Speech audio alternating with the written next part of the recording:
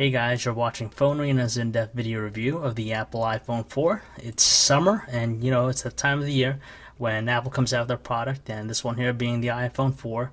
We've seen it plenty times in leaks before, and it surprisingly has a refreshed look, the biggest overhaul yet to date compared to the original 3G and 3GS. A lot of neat features too that accompany it, and we're going to take a look and see what it has to offer. And when you first check out the iPhone 4, you're going to be relatively surprised by its new looks. It's totally been somewhat redesigned compared to the previous iPhone 3GS, which had a similar one to the iPhone 3G. So it's the biggest overhaul in design since the original iPhone. So the thing we like about it is it's extremely thin. It comes in at 0.37 inches thick, so it's a lot thinner than the iPhone 3GS. At the same time, we do like the choice of materials that they use to make this handset. It has a really quality feel, premium in fact. You have this glass-like material on the front with an olefophobic coating, and the back too, same exact thing. It's very reflective, and it'll also track a lot of fingerprints. But thankfully, the olefophobic coating does help in repelling that. It also has a stainless steel brush band around the handset, which acts to be in the antenna as well to get you better service or connection, as Apple touted. And we're overly pleased with the nostalgic look of the handset. It feels good and has a really good weight to it, and construction, as always, feels fantastic with the device. Easily one of the best features that we love about the iPhone 4 definitely has to be its Retina display, as Apple likes to call it. Now, in fact, it's actually an LED backlit IPS display and has a resolution of 960 by 640 with support for 16 million colors. So essentially what that does is it provides a lot of pixels per square inch. It also retains the same 3.5-inch display seen on other iPhones. And the reason it's so highly regarded is because you could see text that are quite legible and very easy to read. When you compare something like the iPhone 3GS with lower resolution screen, you could clearly make out that the text on the iPhone 4 is a lot more superior than it is on the 3GS. Same thing when you load up a website. You can see our website from a zoomed out view. You could definitely read out the small fine print on the iPhone 4. At the same time, it also has pretty good viewing angles, so even in direct sunlight it handles well. And we also like the fact that it has that olefophobic coating to make it look pristine every time you take it out of our pockets. Just like some of the high-end smartphones we've been checking out of late, the iPhone 4 also packs a front-facing VGA camera.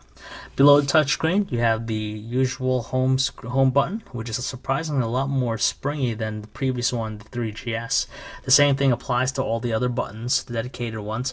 The volume rocker are now separated, two separate buttons. You have also the vibrate switch on the top. You have the 3.5mm headset jack. That small hole is for the noise cancellation microphone.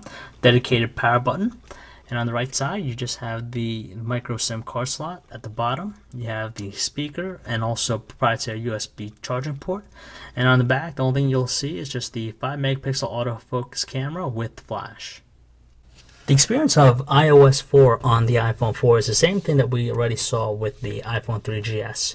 Now, it's assumed that the handset comes with a 1 GHz Apple A4 processor, and it's marginally better in regards to movement and also intuitiveness.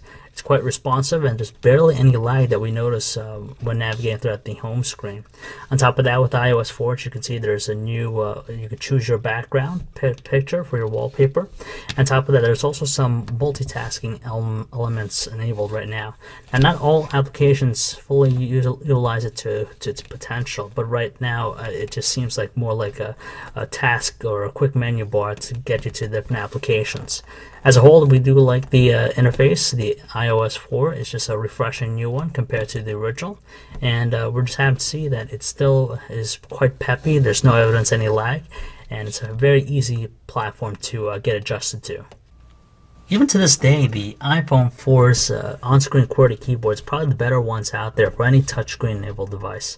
Now, with iOS 4, it does offer underline misspelled words for you, but we do find that the experience of typing on the QWERTY to be quite responsive and accurate. We like the fact that the predictive text option definitely helps as well. To tell you the truth, there's nothing really too different with the web browsing experience on the iPhone 4. It's the same exact thing we saw on the iPhone 3GS and even the original iPhone. Pages load up really quick. It's also multi-touch enabled, so you could pinch in to zoom. You could double tap even to do that. We like the scrolling. It's very smooth. There's no evidence of any lag or choppiness. And to tell you the truth, it's just a very satisfying experience. Just like the web browsing experience, the music player interface on the iPhone 4 is no different from what we saw already in the past. The great thing we love about it is, of course, cover flow. You tilt it to the left, you're presented with all your albums. You could flick through all of them. It has a really nice presentation to it. As far as audio quality goes with the speakerphone, it really didn't sound too different from the iPhone 3GS, but it was marginally louder. We have to say that watching videos on the iPhone 4's Retina display is truly breathtaking. Videos played pretty smoothly, there's no evidence of any lag, and as you can see, it's consistent as far as frame rate goes, and just the overall experience is quite gratifying. Alright guys, so we have FaceTime here. We're connecting my buddy, pal, Kyle, and I'm just going to ask him real quick, how do you like the FaceTime, Kyle? I think it's cool. This is definitely an awesome new feature of the new iPhone. And I think we'll see it in some other phones. How's the speed and as far as I guess the quality of video and also the audio? Yeah, no, video and audio are in sync, which is surprising. So you're overall happy about it? What was that? So you're happy about it? Oh, definitely. I see once more people get the iPhone 4, I definitely see this becoming popular. Alright, so there you guys have it. That's this FaceTime for the iPhone 4, and we'll check back here. We're really content with the iPhone 4's 5 megapixel camera. It managed to produce some good photos outdoors in great lighting conditions. Images were quite detailed. At the same time, they were also neutral looking colors. All you gotta do is just tap anywhere on the screen to focus. You could press the button, take a shot, press it again, take another one, and you even have the digital zoom available to you. On top of that, the phone does well in low light conditions thanks to the lens and also LED flash, but when we use the flash, it tended to look a little bit more overexposed than anything else. We're happy to see that 720p video recording is enabled on the iPhone 4. Videos were quite detailed, to say the least. At the same time, there wasn't too much lag or stutter thanks to the 30 frames per second it was shooting in, but outdoor conditions we tend to notice a little bit of jerky movement, and also the white balance was off every now and then. But luckily it has the ability to manually focus, so you always get pretty good detail at any given time. Calling quality in the iPhone 4 was marginally better than what we experienced on the iPhone 3GS, but we still tend to hear a little bit more of that static sound in the background on our end. Thanks to the noise cancellation microphone, our callers did say that our voices were a little bit more prominent at the beginning of our sentences. When using the speakerphone, however, though, it tends to be a little bit distorted, especially on the highest volume setting, so stepping down a little bit to the middle setting should help it out. As far as battery life, though, we were really impressed because we had the iPhone 3GS on us, and the iPhone 4 did a better job of holding a charge. It didn't use up too much battery life at the same time, so we're really happy about its one-day use that we got out of it. It's another year, another iPhone, and surely there's always going to be competition for Apple, but this time around, the iPhone 4 does well in being a well-balanced phone that will cater to a lot of people, not only to business professionals, but even to kids and gamers out there. Now, there's a lot of hardware under the hood that make it stand out, specifically the Retina display, which has a very high-quality display, makes reading text very easy, and also watching video such a joy.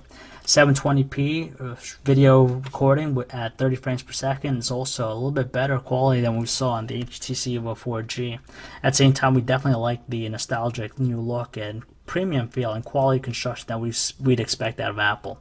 Unfortunately, there are some shortcomings. For example, the FaceTime's ability to only work under Wi-Fi, and also the issues that we saw with the reception on the iPhone 4 with the steel band around the stainless steel band. Aside from that, it's a very well-balanced device. It has a healthy ecosystem of apps and developers behind it to make the platform always evolving. It's a really intuitive, very easy to use, and as we said, it just appeals to a wide range of people out there. So if you'd like to learn more about this handset, or for all the latest cell phone reviews, news specs, and information, you can check us out at phonearena.com.